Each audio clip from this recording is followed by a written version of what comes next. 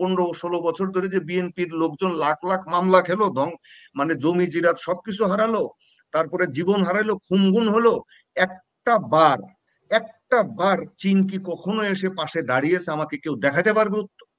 অথচ আপনি আওয়ামী লীগের দিকে দেখেন, ভারত প্রতিবার আওয়ামী লীগের পাশে এসে দাঁড়িয়েছে, তার মানে ও বিশ্বস্ত বন্ধু।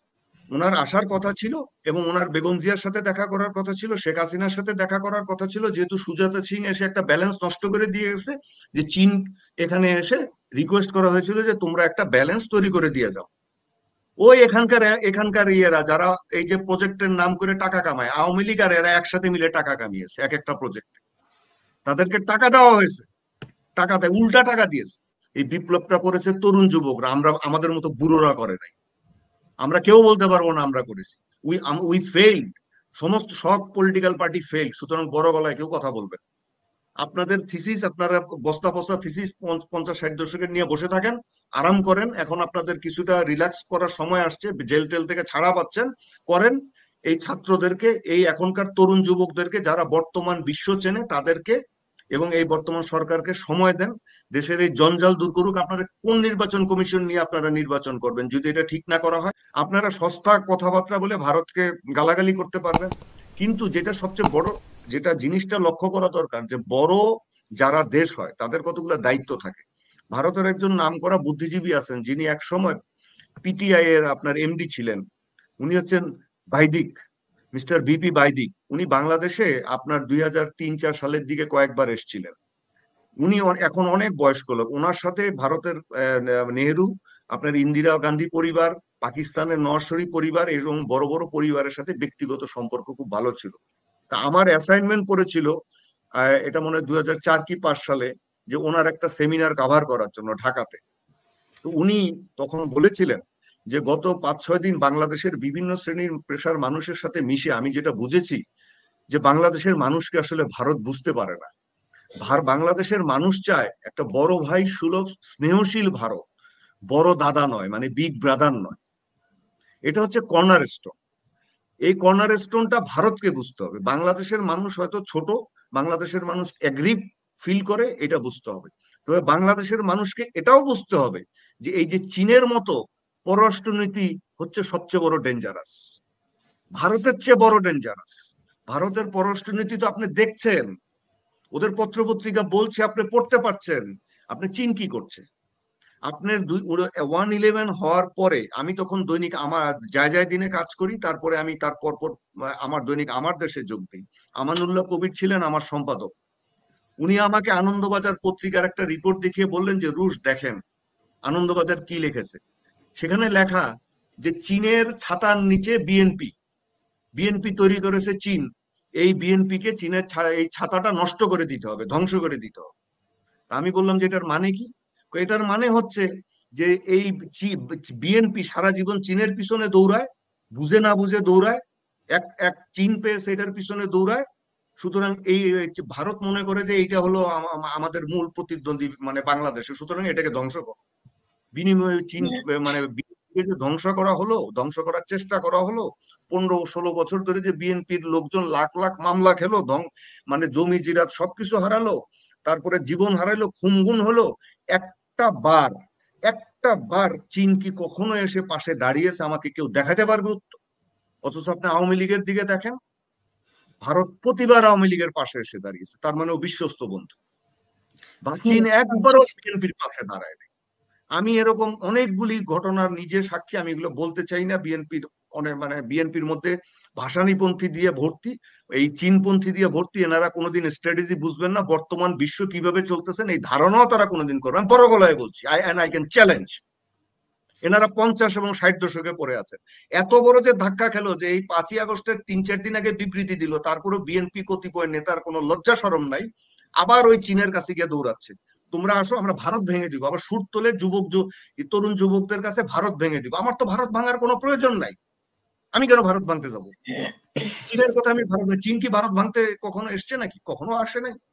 আর এতদিন এতদিন চীন কোথায় ছিল? বিএনপির নেত্রী যখন জেলে গেছে, চীন কি একবার বলতে পারতো না যে জেনারেল জিয়া চীনের সাথে সামরিক, অর্থনৈতিক এবং রাজনৈতিক সম্পর্ক তৈরি করেছে, যে তার স্ত্রীকে তোমরা এরকম করতে পারো না? একবার বলেছে? বলে নাই। বিএনপির যখন চরম বিপর্যয়, মানে এই যে নির্বাচন নিয়ে, আমি আপনাকে 2013 সালের ডিসেম্বর মাসের কাহিনী বলি। আমি এখানে আগে বলেছিলাম কিনা আমার খেয়াল নেই, আরেক জায়গায় বলেছিলাম হয়তো।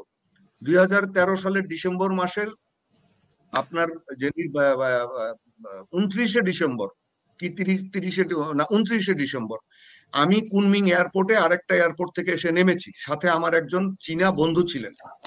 হ্যাঁ, আমরা নেমেছি, 10 মিনিটও হয়নি, আমার ওই চীনা বন্ধুর কাছে একটা ফোন আসলো, এবং তিনি ফোনটা কথা বলে তারপর আমাকে বললো যে খুব খারাপ খবর। আমি বললাম কি খারাপ খবর?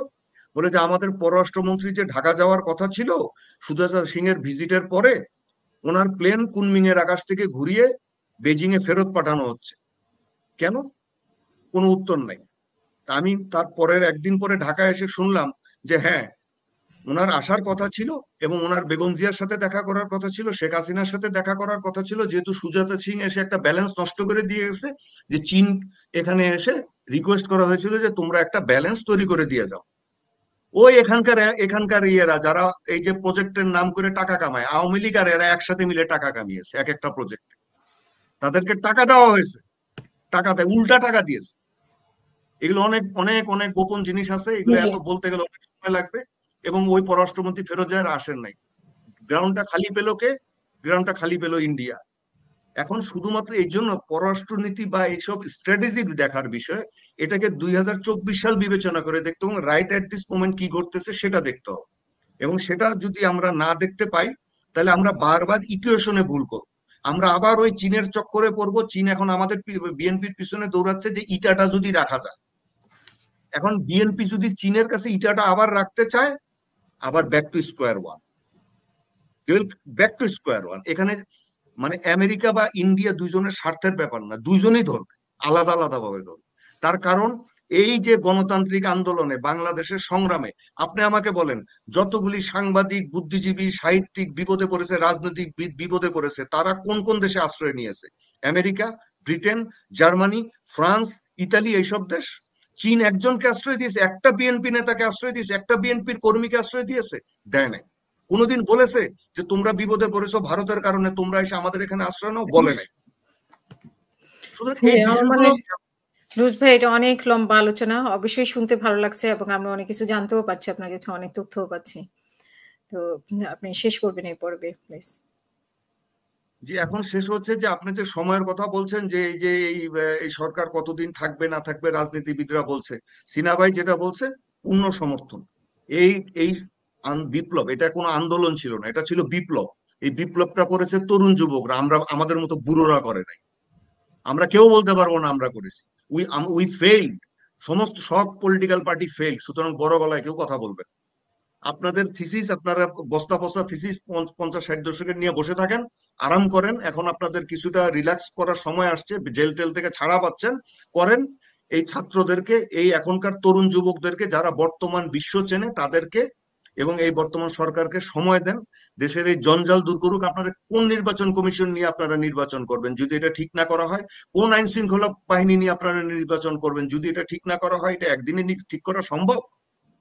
আপনারা ওই তত্ত্ব কপচান, বড় বড় তত্ত্ব থিওরি কপচান, আপনারা গিয়ে এক একজনের সাথে বসে নিজেদের আরো বড় বড় বাস ডেকে নিয়ে আসেন, নো প্রবলেম।